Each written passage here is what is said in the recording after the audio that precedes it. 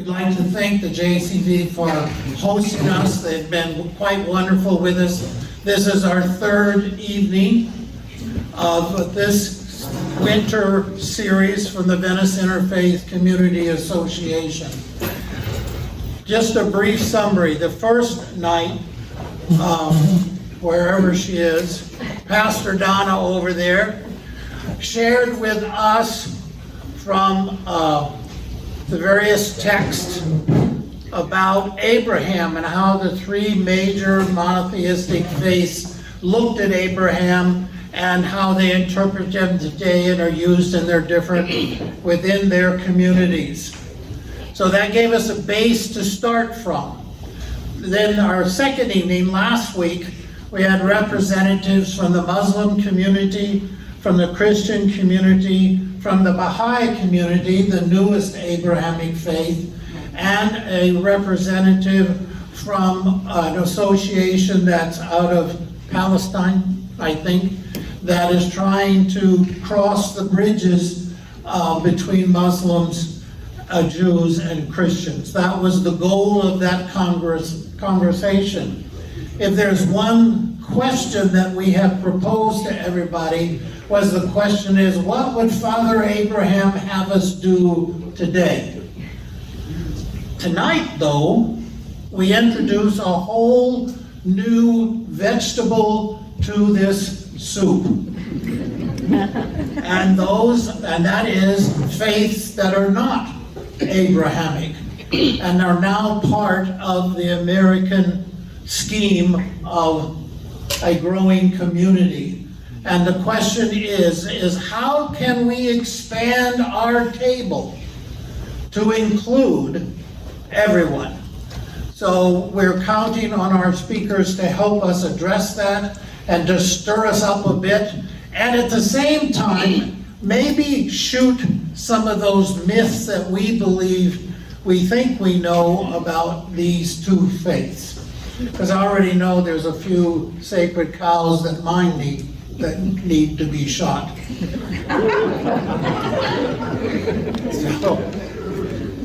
All right, the next thing I want to remind you of is that your donations and your membership is what supports these programs. It's what allows us to do so.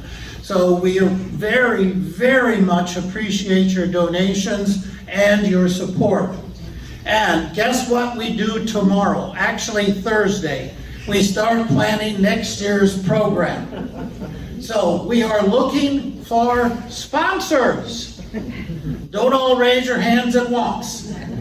All right, so anyway, we are most appreciative of you, and we're definitely looking for sponsors. The next thing is, on your tables there are some papers that ask for your name, email, and zip code. The reason for those is we would like to carry this conversation on longer after this meeting is up. So by grouping with the zip codes, we can bring us closer together and have conversations, whether it winds up being within a faith community building or whether it winds up being at someone's home. So we want to continue the conversation to use what we've learned to build those bridges that we learned about the first night.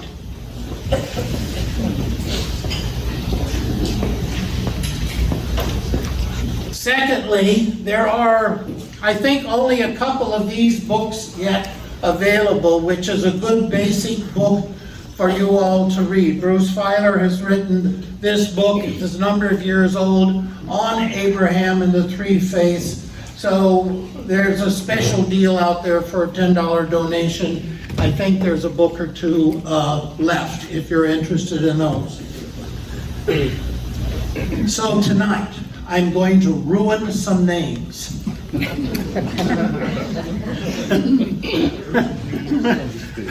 They laugh. Aditi is here from the Hindu community, and her husband and she and others were founders of an organization introducing, trying to educate us on Hinduism. So she's going to share some basics on that, as well as probably shoot some of those myths that I was talking about later on. Now, here's the one that's really going to get me into trouble.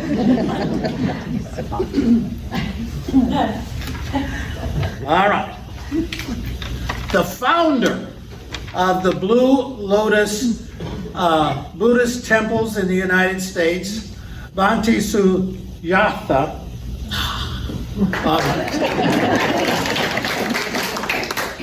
20 years ago, he came to the United States. Now there are Blue Lotus temples all over the place, and many of you may know that their building fell down here 3 years ago? Two?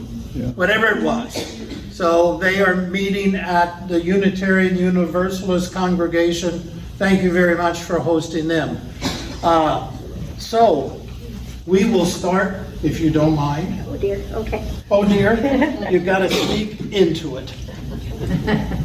Good evening, should I stand up? Yeah. However you're comfortable. Good evening, everybody. My name is Aditi, or in Americanized version of my name, but we say my name is Aditi. And my last name is Joshi. I've been living in Florida for 26 years in the Sarasota area. We've been here since 2009. We lived in Tampa prior to that. I have 2 kids. One is in college, go Gators.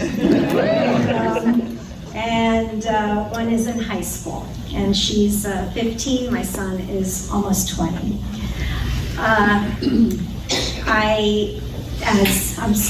Keith. As Keith said, my husband is one of the co-founders of the Hindu American Foundation, and I like to say by way of that, I am a founder too. It was quite busy in our household at the time with an 8-month-old when we started the organization. And it's a group of individuals who we were noticing from around the country that Hindu constructs, Hinduism as a whole in the media was being misrepresented. It was also in areas of education, in areas of government, there was a lot of misconception. So one of the initial Diwali resolutions, Diwali is our festival of light. Diwali resolution was recognized on the Congress floor. Stick the mic in your mouth. Oh, in my mouth.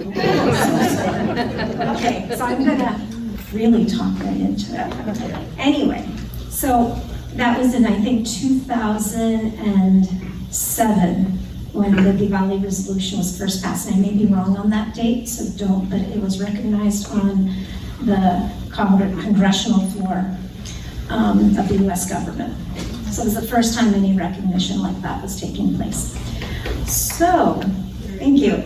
But anyway, we have offices in Washington, D.C., we have satellite offices in San Francisco and in New York. I think the one takeaway from tonight's event is that with Hinduism, or Hindu, it's what we say in our languages or in Sanskrit is Sanatan Dharma. And Sanatan Dharma is not just a religion, it's actually a way of life. And it's there, and I'll go into detail, and I'm sure our theologian here, he'll have a lot to say, because Buddhism, Hinduism, there's a lot of similarity, there's a lot of entwining. And I'm not an expert. I work for the Manatee County School District. I'm a speech and language pathologist. That's my day job. So one thing to take away is that in our belief system, we believe that the truth is one, but the path is many. And that is something that's at the core of our belief, that there's not one way to get to where we all need to get to eventually, and that is to achieve salvation, liberation, heaven, whatever you want to call it, right? And then for us, another value that we carry with us is called Vasudeva Kutumbakam, and that means the entire universe is our family. That's really important to Hindus. And as we go through thinking about that, I do want you to think about similarities. And I brought, and where's Donna? I don't see, there she is. Hi. So I sent some links to Donna that's on the Hindu American Foundation website. And that website is hinduamerican.org. You can also reference it as hafsite.org. And there are a lot of links and hyperlinks if you wanted to learn more about Hinduism after today. But with Hinduism, I've brought something that is 10 things Jews and Hindus have in common. And it's like a fun, it's kind of interesting to see because I didn't even realize it. It wasn't until I printed it out and started looking at it. We celebrate festivals of light. You use and I'm going to say this wrong and forgive me, the menorah. It celebrates 8 nights of light, right? Or 8 nights you light a candle. So we have something similar in our tradition where we're celebrating it's 10 days of Diwali and the result of that. And it's basically for us, it's the what's the word I'm looking for? It's the triumph of good over evil, the triumph of light over darkness, and those are the main takeaways from that. There's a lot of stories and a lot of religious rituals that are tied into all of that, but those are the 2 main takeaways. Let's see. In our culture or in our religious beliefs, we don't proselytize. You can arrive at being a Hindu if you choose to. We do not try to convert, we don't try to, however, we do know, and this is my advocacy piece, so you'll forgive me for a minute, that in India there are scenarios and situations that are occurring, that there are forced conversions occurring there. And we're trying to advocate against that, make people aware of that. Let's see. We have common dietary provisions when with certain foods.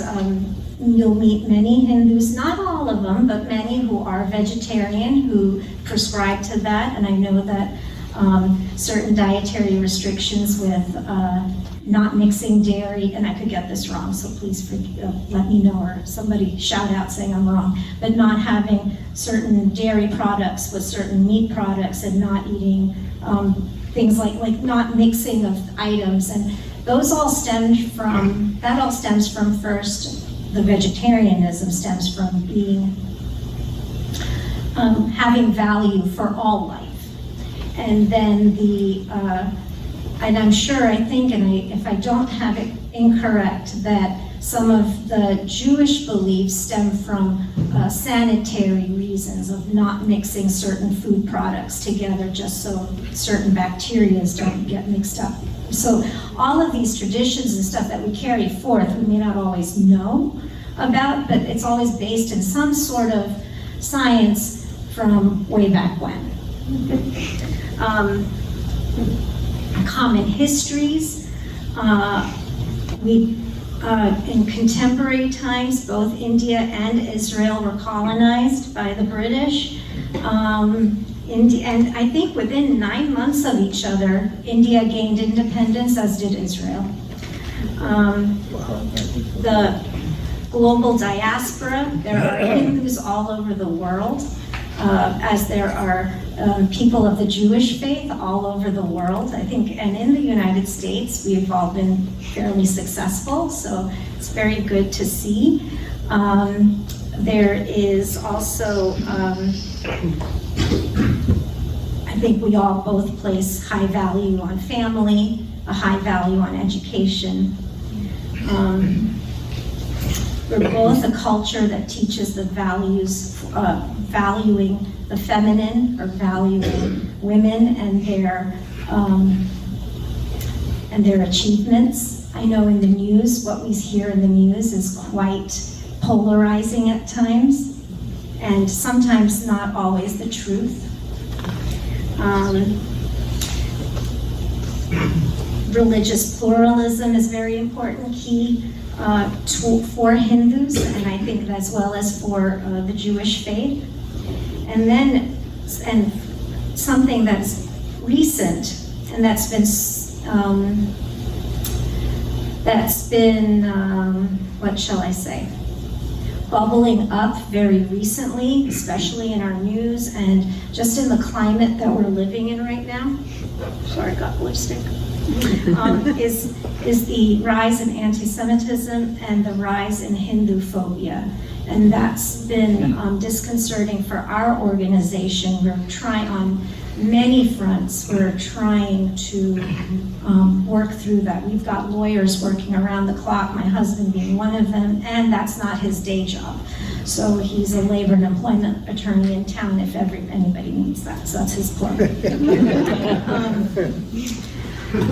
In terms of the tenets of Hinduism, I would say that Dharma, so it's like how you lead your life, what's your path, right? Then moksha is that sense of liberation, and that what do you have to do in this life to achieve that? And the big one is karma and reincarnation. So for us, karma is not just the deeds, it's your thoughts, your actions that go with that, with your deeds. It's how you live your life, how you be, like we're all humans in this lifetime. We have the capacity to think, to feel, to also understand. We have the ability for metacognition, right? So all of those things that we have to look at each other as a family, and that's what is important for Hinduism. Yes, are there Hindus who are doing things that are not following Hindu Dharma? Yes, there are. Are there people trying to do the best they can, when they can, how they can to teach? Yes, there are. Just like any society, there's good and bad with it. So I don't know, would you like something specific? Oh, one more thing. Before I turn it over, I'm sorry, just one more thing. I just wanted to share, I know this may be painful for some to see, but I wanted to show that this symbol is so important to our religion, and it's a positive symbol. It's a positive symbol for the entire universe, north, south, east, west, everything. It's in our culture, it's something so positive, yet growing up here, we could never display it during our festivals. We could never, because of the pain it has caused people, right? And it's not to be taken lightly, but I want you to know that Hindus are taking back that swastika symbol, that we are educating, we are making sure that people are aware that it can be redeemed through education, and understanding. And I want you to know that in New York State, they have, there's been a resolution to that effect. In California, they're also doing the same thing. It's happening around the country. It's at a grassroots movement level. So I know, and if you notice, it looks a lot different than what the Germans did with it, and they called it the Hakenkreuz, which was a twisted cross. And it's completely different than the swastika and what it means to Hindus. There's one more thing, that I think there's a misconception that Hindus are only from India. It's not the case. There are Hindus around the world. There are third and fourth generation from Africa, from the Fiji Islands, from South America. So I want you to know that just because you don't look like an Indian or Indian, like me, like brown skin and all that stuff. There are Hindus all over the world that are practicing. So that's my soapbox. Okay. And if there's any specific questions about dharma, about karma, about moksha, I can answer that. I can also try to answer about the stages of life from childhood to old age and what our belief system is on that.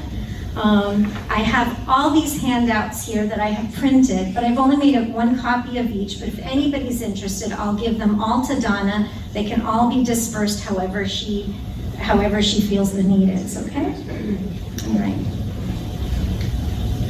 Thank you.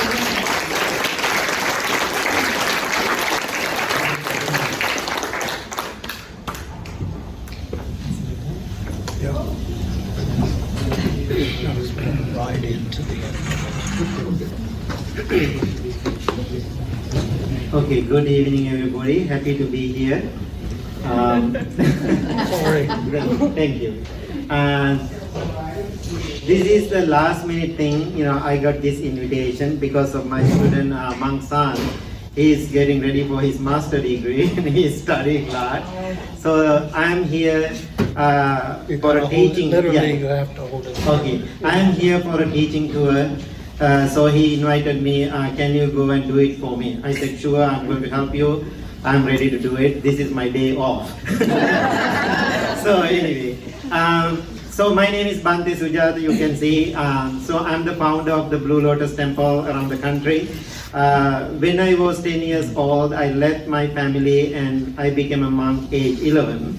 Now last year, I was celebrating 40 years of being a monk. Sometimes people asking me, what do you do as a monk? My funny answer is, I'm monking around. So that's what I'm doing. So 20 years ago, I started the first Blue Lotus meditation center outside of Chicago. It's called Woodstock, Little City. You know the Groundhog Day movie? Yeah. So that's the place they filmed. So when I was in Detroit running another temple, Sri Lankan Buddhist temple, I felt this is not a good place for me because it's very limited. Only Sri Lankan people living in this country. I don't know what I'm doing. I'm so confused. I have to go back to Sri Lanka. I was confused. Then I was making a decision. I'm going to go my own journey. So then I make a very stubborn decision. Anyway, I'm a very stubborn monk. And so being a monk, we are not paid. We don't have a salary. So therefore I can leave anytime because I have freedom. Being nice to people, I said within the next 3 weeks I'm going to leave. Then people ask me, where do you go? I said, I don't know. So they were thinking I'm crazy, lunatic, no money, no experience outside of the monastic life. And so I remember I was driving almost 10 hours because I have all car from Detroit to Illinois. So then I'm driving through all the farmlands in Illinois. I was so scared. And I was thinking, I'm going to live in the middle of these farmlands. There's no people in this country. I'm going to live by myself. I'm crying and emotional. Finally, I end up at the church. It's called the Unitarian Universalists, but they started that building 120 years ago as a Catholic church. So then I went to that church. They helped me so much to make my life there. Can you believe I was teaching at the congregation 9 years, living with the family. So that time I learned how to speak English, and so I figured out everything from nothing. So then 9 years later, this congregation came to me and said, Bhante, we are going to sell this building. So is it possible for you to buy this building? Then I rolled my eyes and I said, what? I'm a monk, how come I'm going to buy a church? I don't have money. But anyway, so all the 100% American local people, they said, let's try it, just announce. One Saturday morning, I announced to people they are going to sell the property. I don't know what I'm going to do. Then one lady came to me and said, are you interested to stay here? I said, so far, I was here 9 years, I love to stay here. So let's do it, Bhante. She donated 100,000. Wow. So within 3 weeks, most of the money I made, so I got the building. Now I'm a Buddhist monk, I have a church. Okay, so After I get this building, because 120 years old mean historical building according to the history of this country. So they have lots of memories in this building. From their childhood, they know this building. So they were thinking, being a Buddhist, I take everything down, make it a Buddhist temple. I was thinking, if I do that, it is not respecting to the Buddha more than the Jesus. I'm disrespecting the Buddha and his teaching. So what I was thinking, no, last 9 years, I used to live with Jesus. Rest of my life I can live with him, no problem. So now we call the Blue Lotus Buddhist Temple look like a church. When you walk into the building, our sanctuary, first thing people see, 14 feet tall Jesus.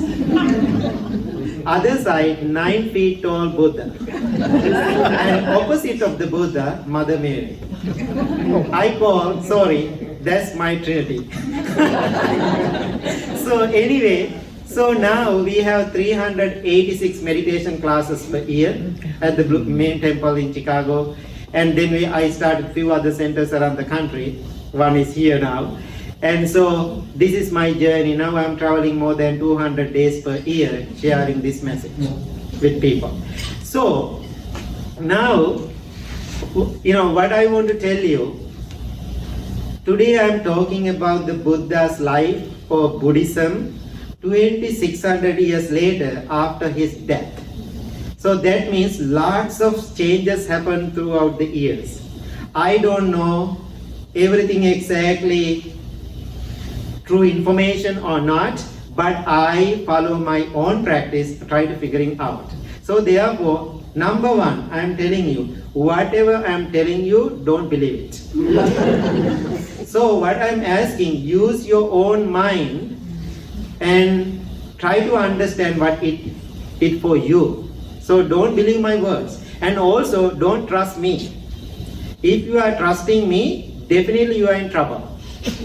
Why? What I am telling you now, according to my experience and whatever wisdom I receive in my life, it is true. But being an imperfect human being, tomorrow morning, maybe today I do something stupid. So then what will happen to you tomorrow then? Then you feel disappointed. Oh my God, that monk gave a nice talk last night. He's a liar. So therefore I don't want that. So what I am telling you now, it is true. But don't trust me. That's what I'm telling you, right? I want to keep myself safe. So then you are free to. So now we are talking about the Buddhism. And also there are so many other isms in the world. Buddhism, Hinduism, Judaism, right? Thank you so much. Gave a nice presentation. Personally, myself, I don't hate, but I don't like ism. I don't like ism. So, ism, including the Buddhism, I don't like. Why? All the ism creating some problems in the world. So, because of the religions, we have bring people together like this, different faith, right? It doesn't matter, Hinduism, Judaism, Christian, it doesn't matter. We can sit together. That is the purpose of all the religions. If we are separating from each other, I don't like those isms. What is the purpose of this ism? When I was in the college, I was in the world religion class. So then my professor gave me a project to do. Outside of my faith, go to the different religious sites. What I did, I was thinking I want to pick something totally different. I picked Bible Baptist Church. I don't know what it is, but anyway, I thought I'm going to pick that church. So then I talked to my English teacher that time. Hey Becky, I have to do a project. I have to go to 5 religious sites. First one I'm going to pick Bible Baptist Church. Then she was looking at me, what? You are going by yourself, wearing the robe?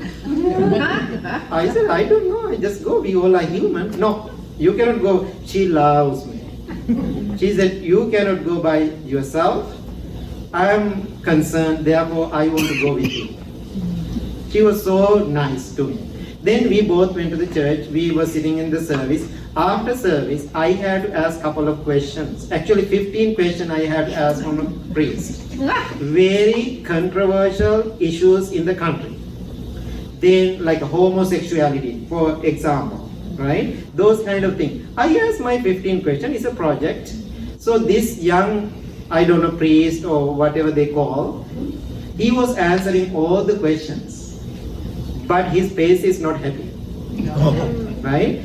So this is my observation, maybe that's my judgment, but I'm not condemning. So after he answered all my questions in front of my English teacher, this is what he said. No matter whatever question you ask, no matter what you do, it doesn't matter you are Buddhist monk or whatever you do in your life, definitely your destination is the hell.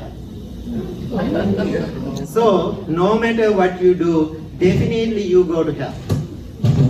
That's what he said. Oh my God, my teacher Becky, so upset. I just smiled. I just smiled. I said to this man, I said, thank you so much. If I go to hell, I know how to make it heaven. That's what I said. Then I was still sitting and talking to him. My teacher said, no way, no talk anymore. She grabbed my hand and get out. She's mad. So now, just giving you one example. Sometimes when you people practicing religions, they are very tight about it. If they cannot accept other religions like a human being, because I have so much respect to all the religions. But my temple, most of the religious places are open to Sunday morning service. Most of the time. But the Blue Lotus temple is closed. Why is that? I want to support all the people go to church. Please go. If they, good thing about the Blue Lotus community, they are not following a religion. Most of people who come to the Blue Lotus temples, they have their own faith. How beautiful that. Because when I start the Blue Lotus temple, people ask me, you are going to teach your religion? Make people Buddhist? I said no, I didn't start a Buddhist factory. From the front door people come, then other door the people going out being Buddhist. That's not my goal. I want to teach people how to be loving, kind, respectful people. So as you said, we don't have conversion. We don't make a Buddhist. So Buddha is not Buddhist. Buddha didn't make the Buddhism. People made the Buddhism. Buddha gave, as you said, we have lots of similarities. Buddha gave a lifestyle. Buddha even, that's not his name. That's right. Buddha is not his name. What is his name? Siddhartha. Siddhartha is Siddhartha Gautama, Siddhartha Gautama or something. So that's his name. But he introduced himself, I'm the Buddha. What it means, I am awakened one. I am the awakened one. So that means you can be a Buddha too. So if he can make his mind awake, you can be awake too. So always I am telling people, when I say something funny, I saw everybody smiling. So that means you have a tiny little Buddha inside you. See? Everybody laugh. That means that tiny little Buddha try to come out with your smile. So when I see people are smiling, I always think how beautiful still they have that beautiful opportunity to be a Buddha. So now as I said, we are talking about the Buddhist teaching 2600 years later. Now I can see two things. One is Buddhism, other one is the Buddhist teachings. Now Buddhism we have in different countries. I'm from Sri Lanka, we call the Sri Lankan Buddhism. When you go to China, we call Chinese Buddhism. Japan, Japanese Buddhism. Korea, Korean Buddhism and Korean Buddhist. India, Indian Buddhism and Indian Buddhist. Vietnam, Vietnam Buddhism, Vietnam Buddhism. That's how Buddhism recognized now. That is the problem. That is the problem. That's the division. People's already separated by country, by culture. Now what people see, all the cultures. Then we have different schools now. Buddha didn't make any schools. We have a Mahayana school. We have two major schools, Mahayana school and Theravada school. Sometimes people asking, which school you are coming from? Actually, I don't like it. But my identity in this conventional world, I am coming from the Theravada tradition. This is how I answer. I am coming from the Theravada tradition, but I have a Mahayana spirit. Why I say that? Then I am not separating from them or this, that or this. Makes sense? So now I can see Buddha's teaching or Buddhism is like a bottle of water. Do you think water have a shape? Water have a shape? No. I don't think so. Water always take a container shape. We call the bottle of water, glass of water, cup of water. That's how we talk about the water, right? So water, if it doesn't have a container, it is freely flowing. That's the way it is. Now think about, now I am coming, he's the Buddha, for example, right? He's the Buddha too, I can see. Now he's the Buddha, he's giving the teaching. I come with the bottle and holding the bottle, he's pouring, the teaching into this bottle. Then I say, look, my Buddhist teaching look like a bottle. Then somebody come with a glass, then then that person thinks this is like a glass. Now what is happening in the world, people are so attached to the container, not the content. Now somebody touch the container, somebody get mad. Somebody push the container, somebody get mad and upset. So that's why we call the weak minds. So I can tell you one thing. As a raw Sri Lankan Buddhist monk, I came to this country like 30 years ago, 1993. I was so bored, I'm so young, nothing much to do in the Sri Lankan temple. They have a very old TV, I fix it. Now I want to watch something to learn about the country. Then one day I was watching a movie. So then there is a fight in that movie. They get some stakes or something, they are fighting two men. Then I saw little statue inside one cabinet. You know the laughing Buddha? That big belly fat Buddha? People think that's the Buddha, historical Buddha. No. He's a Chinese character. Right? So now people believing that he's the Buddha. It is not. So then, but still we call that statue Buddha statue. Then now think about how much I attach that idea, the concept of the word of the Buddha. Now think about it. Now I'm really enjoying this movie. Now it's a big fight. I'm a young man. I'm really enjoying it. Now they are, doing like this and, hitting all the glasses and things, breaking everything. Then one man throwing that stake that hit to that Buddha statue. Then I saw that big fat Buddha rolling. I was holding the remote control. Can you believe what I did? Automatically, I turned off the TV. Think about the power of the delusion. Then now I'm sitting and thinking, what I did? What happened? Why I turned off the TV? Then I saw my attachment. Attachment to what? That statue. Even not the real Buddha, but still I am attaching to the concept and idea of the Buddha. So then later I turn on the TV again, I watch it and enjoy my movie. Now I can see many hundred years later, it's turned into a religion. So the most of the religion, my understanding, I'm not offending to anybody. Most of the religion, when I go and listen and talking to people, always say in the beginning, perfectly said, come and believe. Cannot ask questions. Most of the time I can see some religions, they cannot ask a question. If they ask the question, they get mad. So that means come and believe. Buddha said, no, I don't like that. Then what Buddha said, come and see. Which one you like now? If you want to take come and believe, if you are believing something, yes, follow it. I'm okay with that. But I don't like it. I don't like just believe it. So sometime when I go to the school or universities give the talk, people asking, do you pray to the Buddha? I said, no, he's a man. Why I pray to him? Now he's a man. If somebody asks, are you praying to Keith? No. Why am I not praying to Keith? He's a man. He's a beautiful human being. I respect to him. Therefore, I don't pray to the Buddha. Buddha cannot give you whatever you are asking. Make sense? Buddha cannot give. Now think about what is happening in the world. When I was in Australia,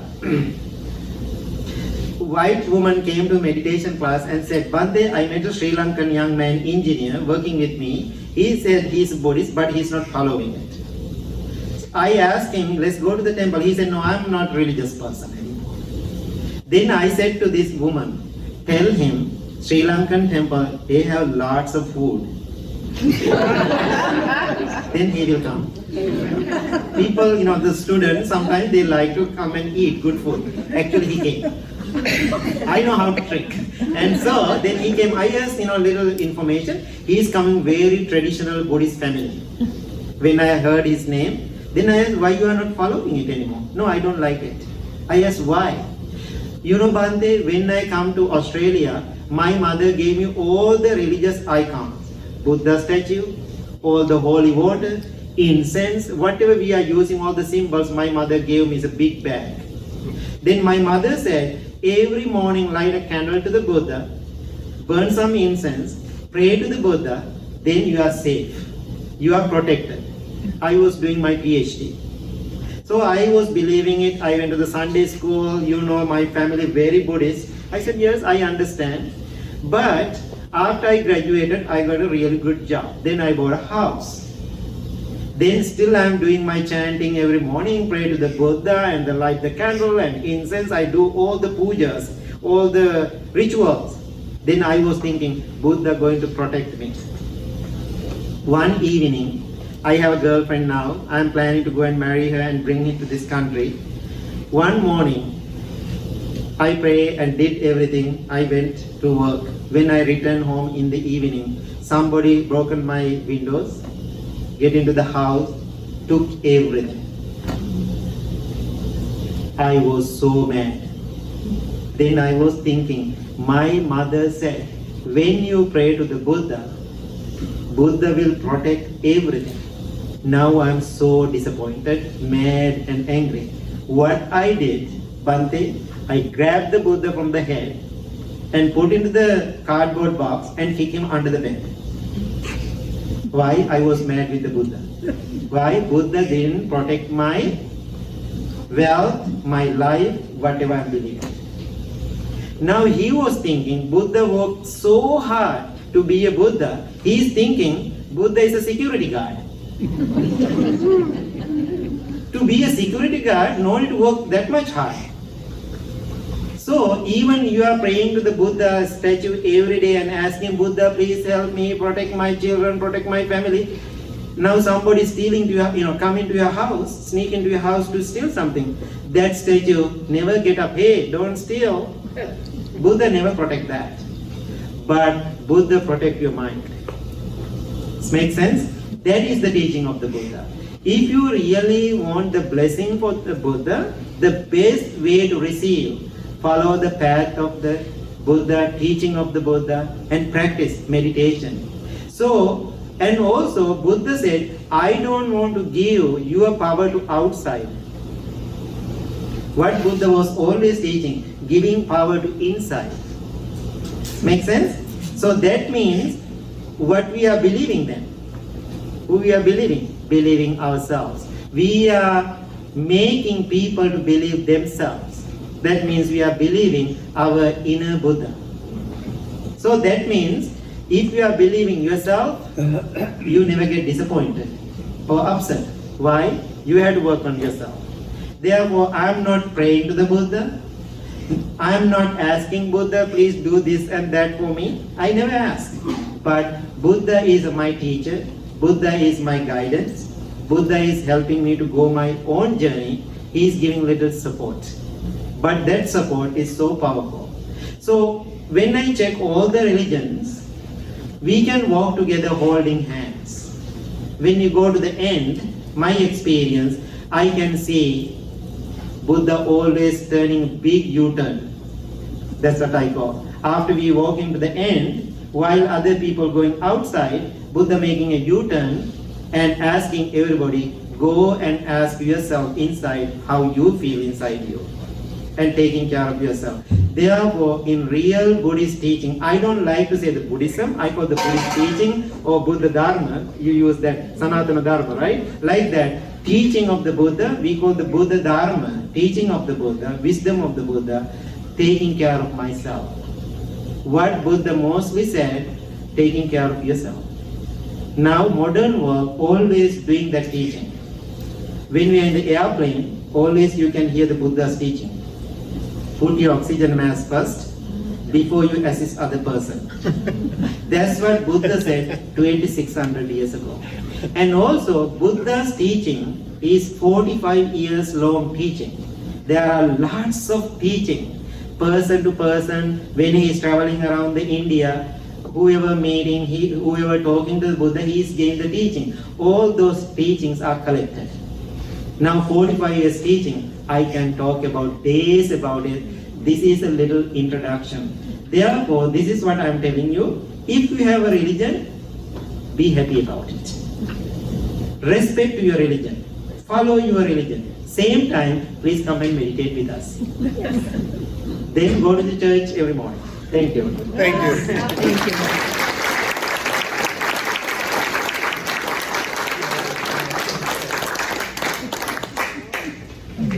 Or do you want to open for questions? Where are you? We can open, okay, real quick. Okay, just want to make sure. Thank you. I love what you said. Thank you so much. So good. Speak at the end. Speak at the end.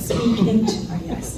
I just said I loved what Bandi just said about Buddhism. And a lot of it, what he said, also ties to Hinduism as well.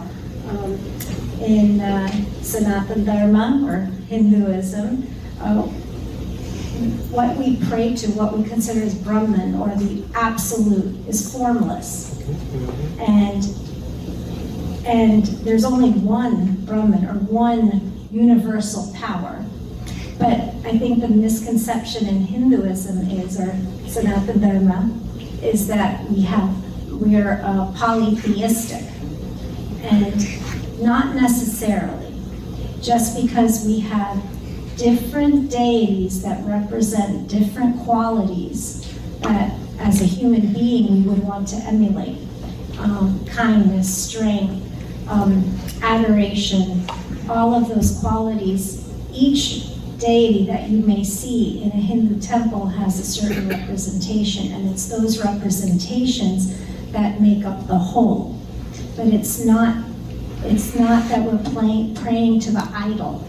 It's we're praying to the qualities that go beyond the idol. So the idol helps your mind, because, and I think Bhakti can also help me with this, that when you our mind is fleeting. I don't know if you've ever tried this, but while brushing my teeth in the morning, I try to just focus on brushing my teeth. But what happens is that, I gotta do this. Oh, that's that. I can't go 5 seconds without doing that. But meditation helps us to focus our mind, right? How do we focus our mind if we don't have something to pinpoint? So then what happens within Hinduism is that who you find an affinity for, you pray to, because that form gives your mind focus. When you're focused, you can meditate. When you meditate, you're able to embody that quality. And I think overall, when we do this, right, we're bowing to the divinity within us. We all have that within us. So our belief in the divine is not outside of us. It's within us, where we have to conquer our own ego. We have to conquer our own frailties and understand that and move forward with that. And that's one of the constructs of Vedanta and I don't want to assume anything, but in Buddhism as well, conquering that ego, Yes. conquering the I did this, no, you didn't do it. And then when we find liberation and when our soul is departing from this physical body, we don't attach, we find that we are always attached to the physical body, but it's really our soul that we have to guide and move forward. So that's that in a nutshell. And he says it so much nicer than I do. But You yeah. did really good. Oh, thank you.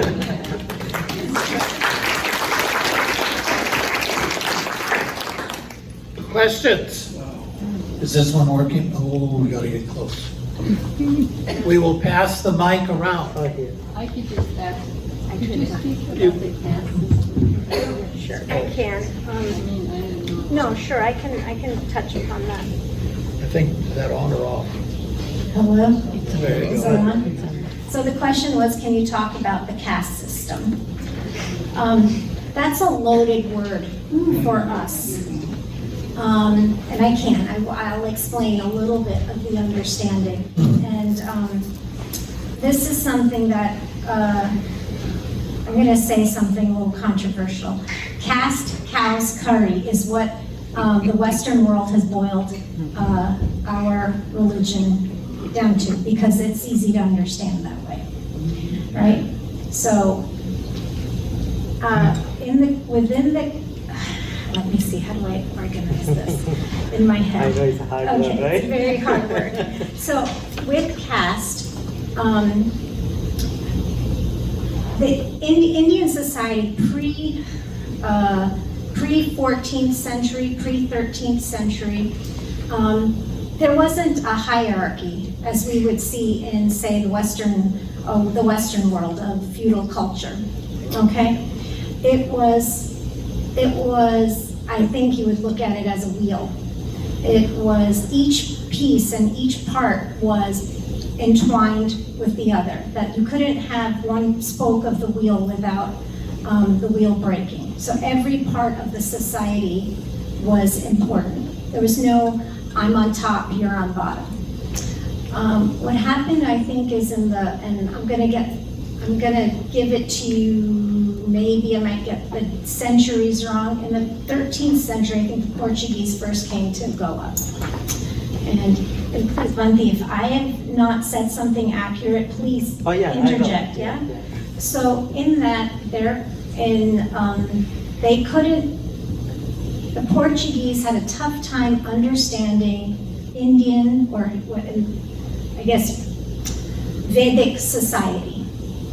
So how do we put a label on what we don't understand? Well, we put a label on it on what we do know. So the priests were considered the topmost. They were like, oh, they're the head guys.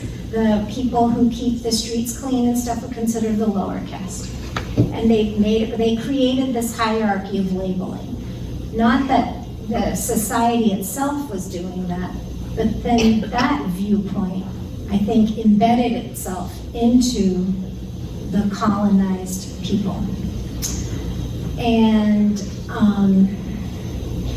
in our belief system, caste wasn't something that was like finite or like, okay, you're born in this caste, you can't move. Your caste was your level of thought, your behavior, and so you could be, and we have in our own scriptures, we have the author of the Ramayana, he was a thief. He became enlightened, and then he became revered as a guru, as a teacher. So it wasn't, I think that's the mistake that happens nowadays, is that you think, oh, if you're born of this caste, you're in this caste. And that construct has pervaded not only Western society, but it's also pervaded our own society in India. Now, socially, Are there hierarchies and social castes, just like there are social castes in the Western world, right? Based on money, based on anything, right? And then what happens is that it's not the scriptures that have taught caste, it's people who have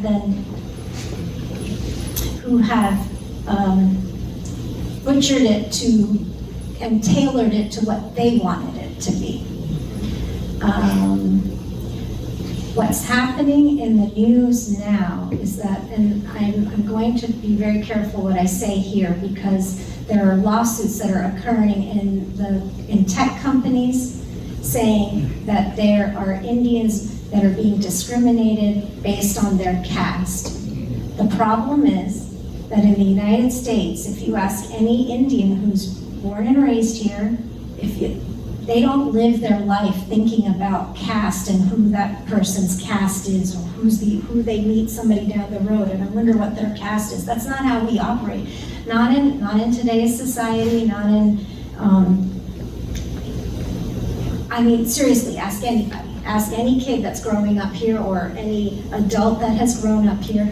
And what's happening is that certain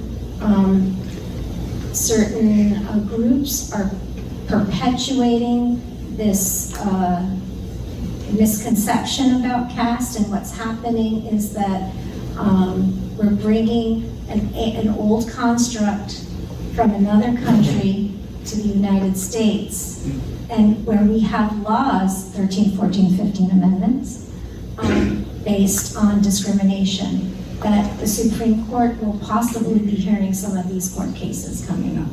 And HAF is fighting for that.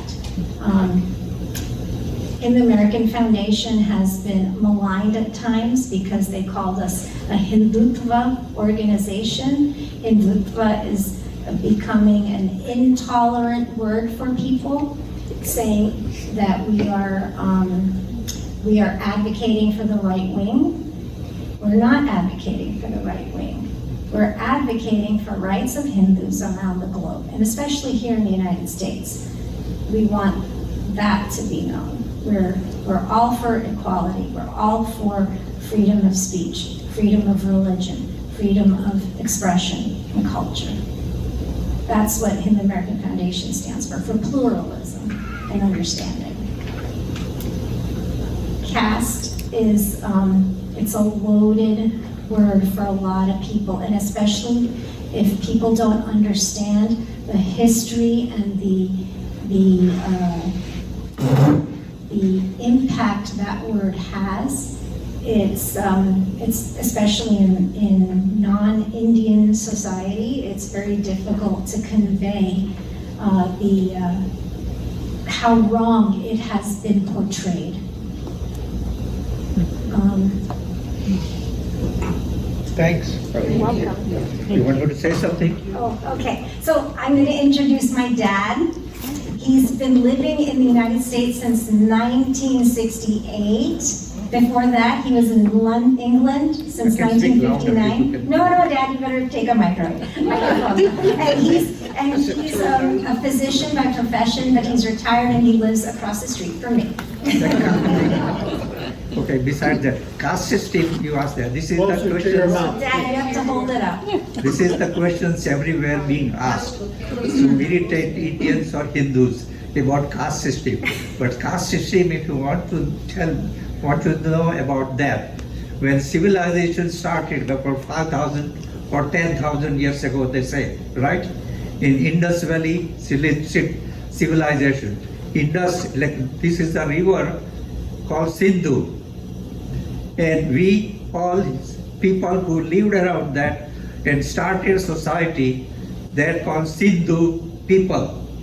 But then Iranian and Britishers all they came, they cannot pronounce what Sindhu, so they become Indus, then Sindhu, okay, and Hindu. And Hindu is a way of life, not religion. Sanatan is religion, okay? And the caste system it started, as I say, at the basic that during those early years of civilization, and if you want to visit that and go internet, then there is a Mohenjo-daro around the Indus River where civilization started. And when civilization started of the human being, then the people started thinking how to form the society. So there should be some section people should pathan and pathan we call, means read, educate themselves and educate others, right? So one segment of the society, that is one. Then that is second segment of society, one has to run the commerce of the society and living and all these things. That is the commerce. And third section, the person have to protect the society. One person cannot do it, all these things. The fourth person who has to do all the jobs, all the work of the society, cleaning all these things. And this is how caste system started. So the first person who was given the function of getting educated and educate the people, they are called Brahmins. And the person who has to run the commerce of the society and all these dealings, they are called Vaishnava or Vanya, or say this is what is it. Then the third person who protect the society, they came as a king or a protection, they called Kshatriya. And then the fourth system which came and made is the person who has to work all the other things like cleaning, this, that, all these things, that is called Shudra, they call. Then later on, people or human beings got selfish. They want to retain their position. So slowly it evolved in a way that Brahmins said that you cannot do the Brahmin, others cannot be Brahmin. Vaishnava said that you cannot be Vaishnava. So that is how the caste system started. And caste system then it became stigma. And Britishers and other societies, they made it to fight the Indian society with that caste system is that. So everywhere it is being caste system is blamed. But caste system, in that caste system was originally was that one can jump to one caste to another, depending upon if he person from the suppose lower caste person, he educates himself, become a physician or a priest, he can be priest. And as my daughter gave me, one of the epics was written by Valmiki, it was a Rishi, but he was a robber in the previous thing. So somebody brought him to senses, why are you doing all these things?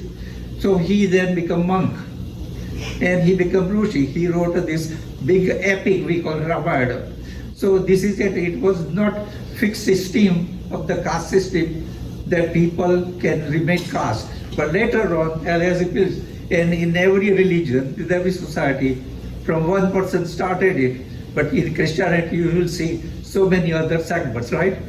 Buddhism, you say that Buddhism origin in India. Gautam Buddha was the prince. He was born there. His name was Siddhartha. But Buddha is a Sanskrit word. The Buddha means knowledge. And that is how it is. The person who acquired knowledge is called Buddha. And because Buddha, to me, Buddha was the first communist. Now, he told his next disciple that believe in truth. And if you have to choose between truth and me, ignore me. But believe in truth. So that is the revolutionary idea, right? And same way we say that in religion, we pray to everyone. So everyone has a soul, right? And we pray to your soul, not to person individual, whatever you are doing that. That's why Namaste, origin of Namaste is there, okay? So this is all. And the other lady, Prasanna Kamadeki, she would have spoken to Jainism. But Buddhism, Jainism, and other sections, they all got evolved in India, and origin in India. So how people see it about the caste system is not to be blamed. It's a slowly society wanted to keep that position and made it fixed. Thank you.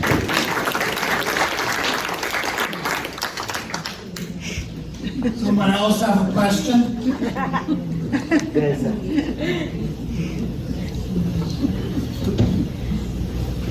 See if this tiny Buddha can get back here.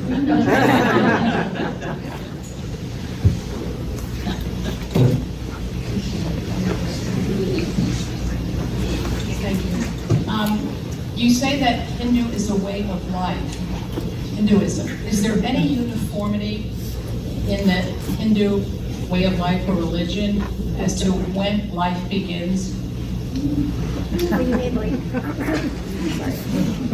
Gee whiz, guys, you asked all the tough ones. So you mean it's like you're basing it on time of conception, right? Like if is the soul in the body, or is the soul in the cells at the time of conception? So, so we do some rituals based on the time the soul enters the fetus. Or, okay, so I'm going to use fetus and baby interchangeably. I don't want anyone to get offended. So cells are dividing, right? But their soul, and I could get this wrong, and you may have to go to hafsite.org or hinduamerican.org for the actual answer. And I'm sorry, ma'am, you're the one who asked the question? Okay, so I'm looking towards you. So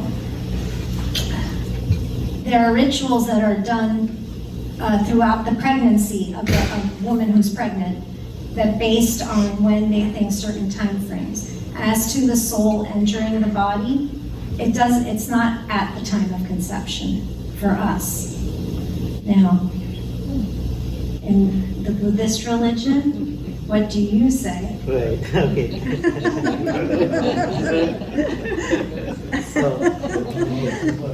So yeah, so we have some rituals too, right?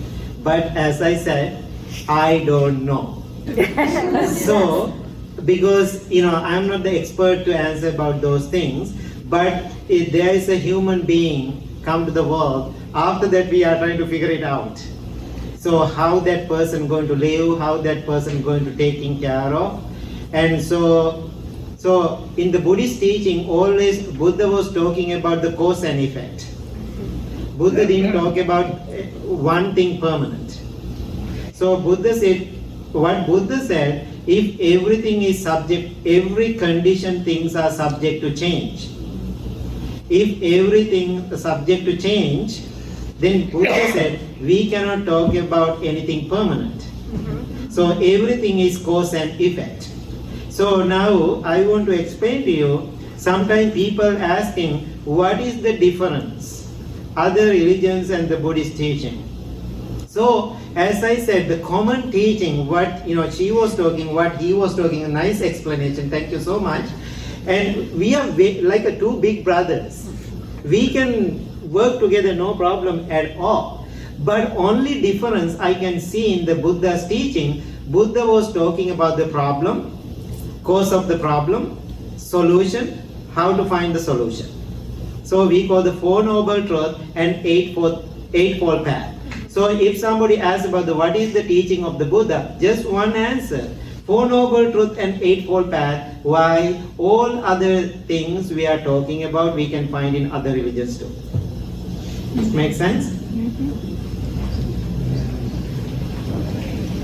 Anything else? Yeah? You have any? Well, I'm going to go to the other end of Okay. the developmental spectrum, Uh-huh. and from birth to death. Uh-huh. And, I was curious when you were talking with the Baptist minister, he was alluding to a belief in heaven and hell and what happens after death. And I was wondering for both of you if you could talk a little bit about the beliefs about what happens at the time of death. And That's yeah. a good question. I will give you my own example, my own experience. I was giving a presentation in the Penn State, University of Penn State in Pennsylvania. So it was a big audience, like 200 students were there for my talk. And at the end of my talk, one child and get up and raise his hand and said, Buddhists believe next life. Do you know where do you go after you die? That's the kids are very curious, right? He asked. Then I was kind of quiet for a while, and I said, who cares? That's what I said. Then everybody started to laugh. Then he asked, you don't believe reincarnation? I said no. Buddha was talking about the rebirth, not incarnation. Buddha was talking about it's a whole nother explanation. So I said, I don't care about my next life. I don't even think about it. So then he asked, do you want to know about your previous life? I said, too much. If I know my brothers and sisters, my parents, my previous life, I have more problems.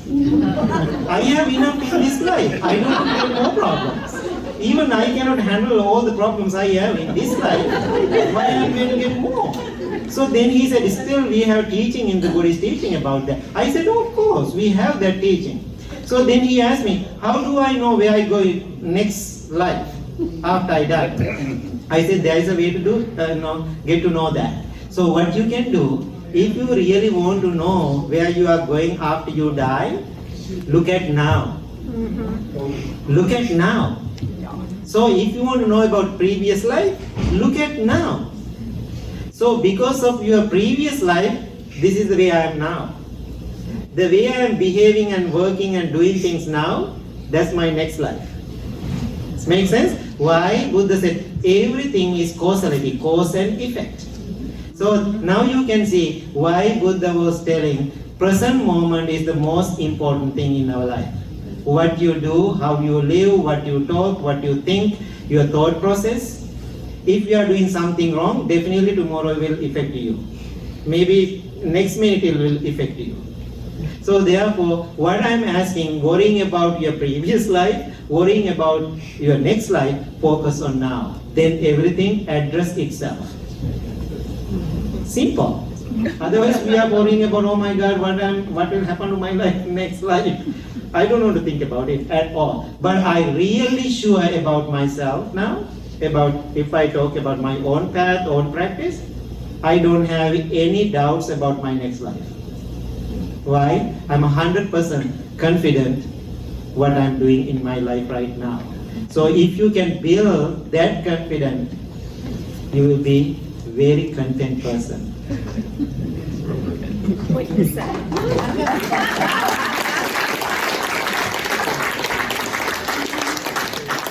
I have a question about the,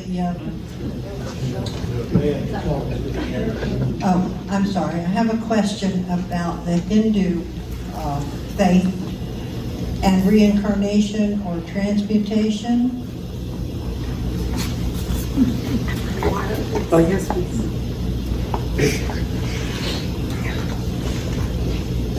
So yes, Hindus do believe in reincarnation, rebirth. A lot of what Bunky said about being present, being in this moment, living your life as a good human. In this lifetime, you'll reap the benefits, say, either of achieving moksha, or you may have to be reborn. There are cycles of birth and death and rebirth that our souls, our energy, our energy is always getting recycled within and throughout the universe. So yes, Hindus do believe in some form of that. There's also, that's called in our tradition, it's called samsara, that cycle. Same. Right? Same in the Buddhist Same? teaching, Yeah. Cycle of birth and death. So that's samsara. No. All right. I'm in this lifetime, I'm a human being, but if I do evil thoughts, if I'm not a good person, I don't know necessarily if I may not come back as a human because I have been like an atrocious human being, right?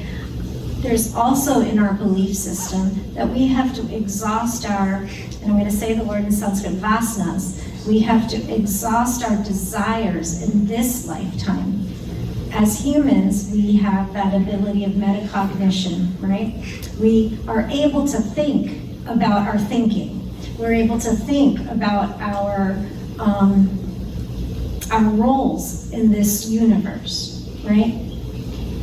So we have this unique ability of all mammals to think about think about our future, think about our past, and live in the present.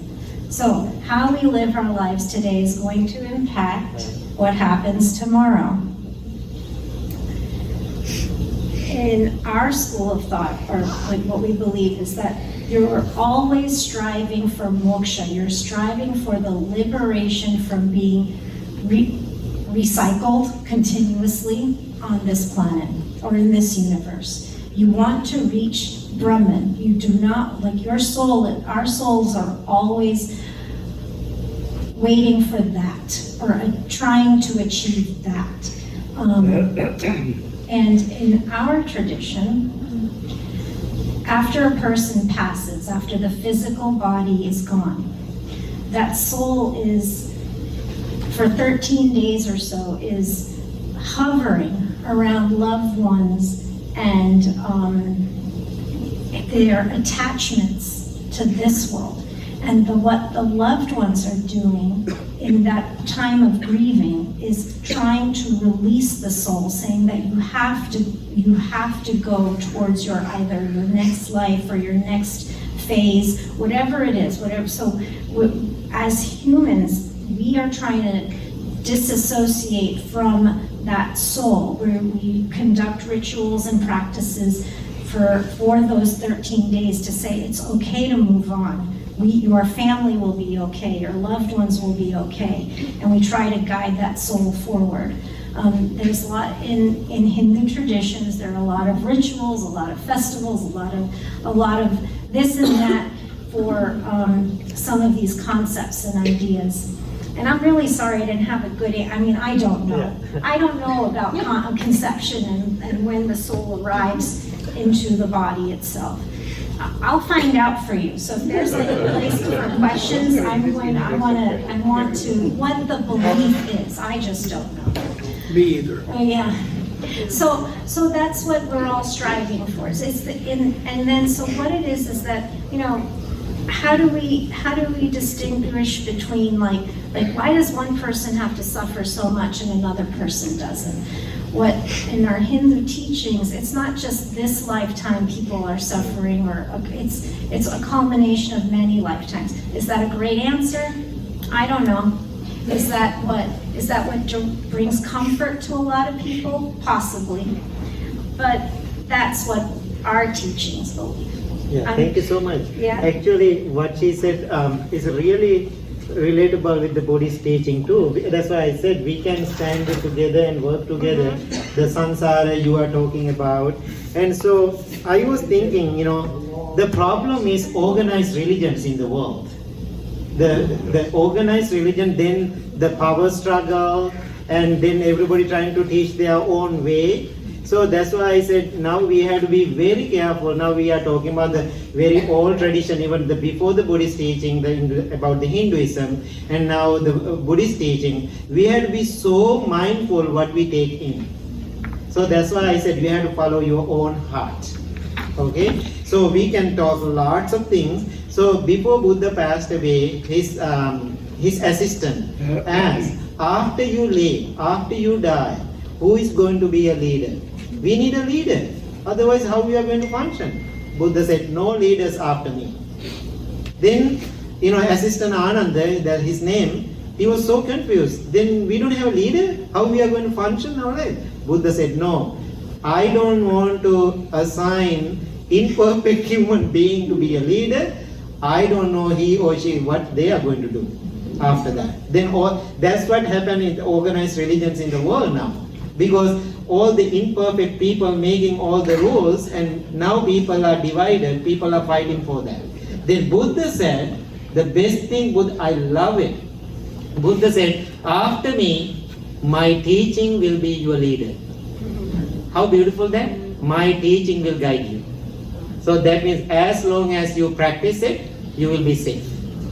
So that means again giving the power to you. Then be your own leader, be your own Buddha, be your own Jesus. Then you will be safe.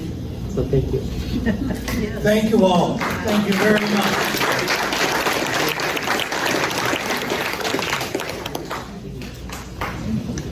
John, you're gonna say something? You want me to? Yeah, I will. Many of you have been here already and have had the opportunity to sign up to continue these conversations. You know, how do we expand the table of Abraham, the tables that have been here now, but how do we expand it going forward? So Micah, and again, I think the Venice Interfaith Board ought to stand up so people will see who helped put this together. So Keith and others.